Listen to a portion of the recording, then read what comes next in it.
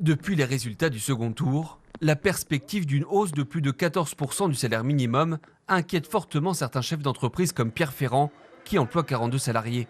Dans le contexte économique actuel, le surcoût lié au passage du SMIC à 1 600 € net ne serait tout bonnement pas supportable pour son entreprise. L'augmentation du SMIC, on peut la comprendre, mais ce qui est difficile, c'est l'augmentation de toutes les charges qui vont aller à côté. Et que nous, dans une période de crise, on n'arrivera pas à absorber. Donc moi, l'augmentation du SMIC, oui, m'inquiète fortement. Oui. Socialement, je le comprends. Économiquement, j'ai du mal.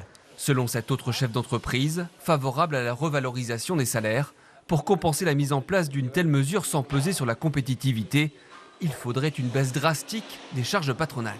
C'est surtout comment avoir de l'équité par rapport à ceux qui sont déjà actuellement à 1 600 €, parce que les entreprises n'arriveront pas à financer cette hausse de salaire dans un environnement européen avec une concurrence qui est là. Selon une enquête de la Confédération des petites et moyennes entreprises, cette mesure risquerait de pousser certains patrons à mettre la clé sous la porte.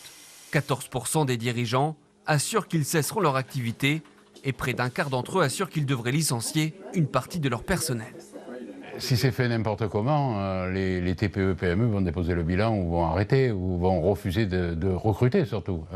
Les chefs d'entreprise, il faut vraiment les rassurer et essayer de travailler ensemble, voilà, et non pas contre.